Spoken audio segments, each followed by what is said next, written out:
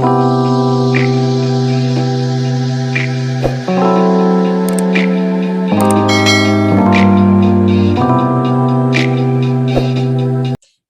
dear Aquarians. I'm Jamie Dawn, your evolutionary revolutionary astrologer, bringing you your April 2021 horoscope.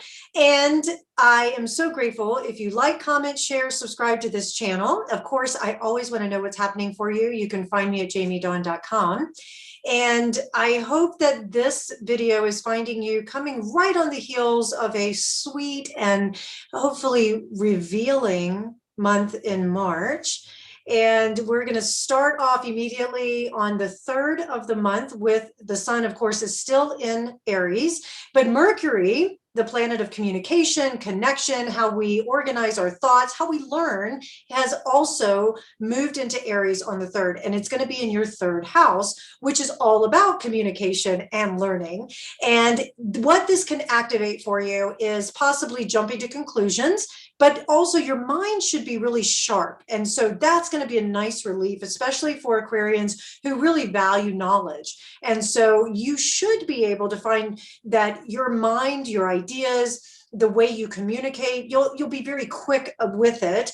Now, it could also mean that you have a little bit of rash thinking or a rash speaking, which may create a little tension in relationships. So do be aware of that. You may speak without thinking a lot this month, but you'll be ready to give an answer, and people will be looking to you most likely as a teacher or as an informant, some way that in which you have information that you've learned and you're ready to share with others.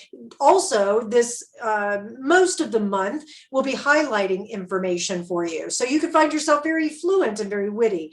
And I would also say that you may be making a lot of local contacts, maybe in business that you work with clients, or you need to get things on your to-do list done. And so connecting with others, delegating, that sort of thing, people coming out of the woodwork to want to help you push out your ideas or to communicate what needs to be done may also be very prevalent. The other thing, we now have April 11th is an Aries new moon, and that will be in that 3rd house as well, further activating that area of learning and understanding and organizing your thoughts. And in some ways, it's more about receiving the information and sending it right back out.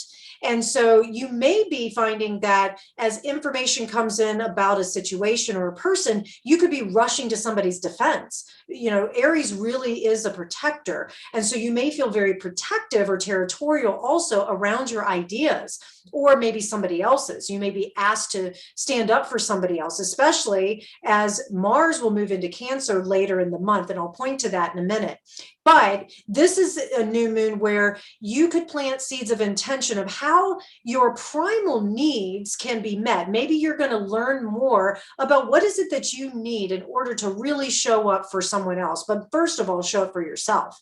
You may find that you're most at home when you're learning about something, and this new moon could activate this new thing where you may not have thought about, I want to take a course, or I want to learn more about myself, maybe mental health, that sort of thing. So you may decide now is the time to hire that professional, or to take on something involved with learning that deepens your idea and understanding of yourself. The other thing too is that you're probably going to have a lot of independent thinking. So some of you, if you have been subjected to other people's ideas and you felt trapped by that, this new moon could activate an opportunity for you to break free of it, especially as it's going to be sextiling with your sun, your rising sign, or your moon. The other thing, on April 14th, Venus will move into Taurus in your 4th house, which is, of course, home. It's the roots of the tree. It's where you find your nurturing, your sustenance on a deep psychological level, as well as family. And so with Venus in her home sign of Taurus, you could be enjoying the pleasures of life that you feel really comfortable in your home. So you may be attracting new ways in which your home becomes a primary focus, and could be relationships or finances that you've been waiting for. Maybe you've been waiting for your partner to agree to make some of the changes in your home to beautify it, or maybe even move home. Or it could be that you're wanting, in that Aquarian way, to update your home through technology.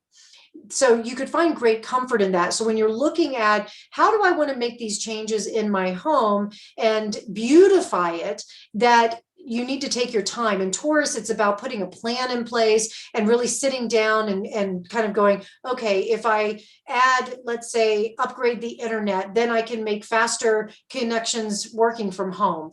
And maybe I need to change my home office. It could be something like that. It could also be a time when you do a little bit of DIY or DIY, do it yourself. That will also come into play.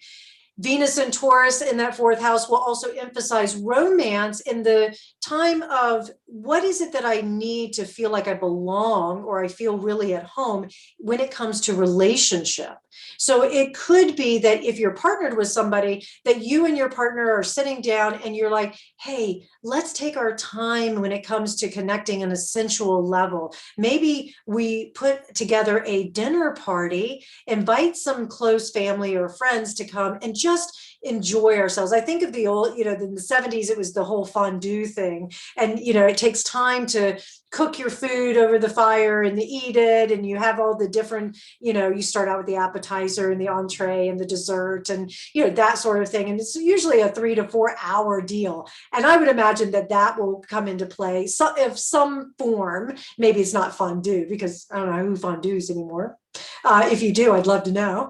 And then right after Venus moves into Taurus on the 14th, Mercury on the 19th will move into Taurus, further emphasizing this fourth house where you're going to want a plan in place. So if you are looking at changing homes or beautifying your home or where is home for you, you're going to want a very clear plan. And you're going to want to be able to also maybe disseminate that to your loved ones and saying, this is why I need to do this. And this is how I want to do it. And I would say that in putting this plan together, you're going to want it to be presented in a very logical, maybe a beautiful way.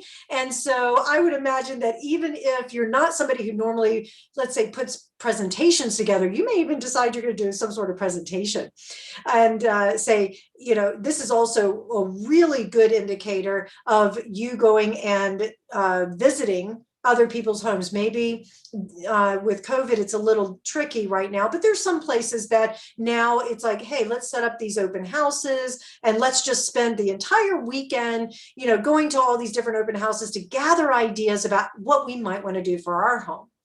You may decide that you want to buy that furniture that you've been waiting for with the nice plush fabrics. It's also a really good time to communicate with your family, friends, beloved, about what you really need in order to feel like you're fully invested in the relationship. Because we have the sun moving into Taurus on the 20th, so right after Mercury. So you've got Venus, Mercury, and the sun all in this fourth house, really activating it. Then on the 23rd, Mars in Cancer moves into your sixth house, and that is where it's going to create this sextile with all this fourth house energy. And you may find that your to-do list, because you've put this plan in place, now you have a long to-do list and you need to get it done. Now, the thing with Mars in Cancer, it is in its fall, you can get what you want, but usually it's done through a roundabout way. This also indicates some passive aggressiveness. So in your daily routines, in your health, if you're trying to accomplish something, you may have to find another way around it. It may not be through the direct communication or through a direct act. And so the passive aggressive part, I understand, can be a little trigger for some. And now the one thing I will say is that think of it like manipulating clay. So you don't necessarily want to bang the clay into place. That's not going to work. But if you're able to shape it, think of the Mars in Cancer as a way of being able to shape very gently the pottery that you're trying to create here in your daily life, maybe in your health, so you can settle in to say, let me take my time as this continues to work itself out. The other thing I would say with Mars and Cancer in that sixth house is that you may find yourself fighting for others in your everyday life. So maybe coworkers, maybe you're having to stand up for them. Maybe you're having to fight for a particular cause in the workplace, especially as we're working from home so much. You may have to raise your hand. If you're not the person who makes the decision, you go to the decision maker and say, we all need no meeting Fridays, or we all need to have a mental health day or whatever it might be, and you become very fiercely protective over the people that you're working with, because it's going to benefit you as well. The other way that you could use this Mars and Cancer energy is to be able to make sure you take time for yourself to get all these items done. And it brings in a super heightened energy of, I really need to take care of me right now. So self-care can come into play during this second half of April. And I would honor that and really give yourself permission, maybe some spaciousness to integrate, because I feel like you're going to have quite a bit of activity at the beginning of the month. And so it's going to afford you, needing some space for that integration. The other thing that I would offer is at the end of the month, on the 26th, 27th, depending on where you are in the world, that we have the Scorpio full moon. And so we know full moons are about releasing. Well, this is in your 10th house. And the moon is in its fall position in Scorpio, and it will be trining Mars and Cancer for you. And so this activation between your public life and your daily activities, and then there's that sextile to your 4th house and opposition going on with this full moon, that you may find you ping pong between your private life and your public life. And with Scorpio, there's very much of a secretive, private kind of energy that is activated even more.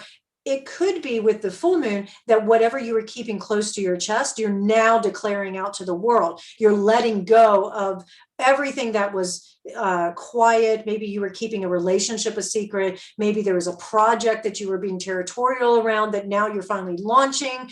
This also could be that because you feel so comfortable in your home, and you have your plan in place and you have all the steps in place, then now you're ready to say, hey, I want to show the world what I'm doing. This can also be where relationships get revealed. So if there's a third party involved, you'll find out about it. Or maybe you were the third party and you've said, you know what, I'm ready to become the primary. There is that energy to this as well. It's also possible that we'll take it back to this 10th house, which has to do with authority. It has to do with being an expert in your field. What legacy are you leaving behind? So it's very possible that you may decide on this full moon that you're going to declare yourself an expert in your field, and you are going to take on this leadership role that you become so deeply involved emotionally with, because whatever activity means the most to you, you're now taking ownership.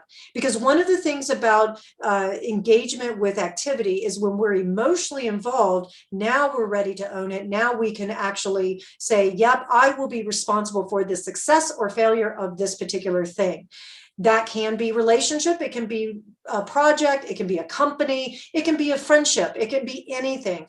But I will say that this full moon is going to be intense, it's going to be deep, and it's going to have a lot of emotion around it. So it's going to be really important that you take time for you. As I mentioned before, this is second half of April is going to have an emphasis of self-care and integration. So if you aren't declaring whatever it is out into the world, then take the time to nurture yourself and really hold on to what you need to hold on, and let go of anything limiting you from your own success. All right, Aquarius, I hope this helps. I look forward to hearing how it goes. Again, find me at jamiedawn.com. Comment, like, subscribe, share these videos. Take care.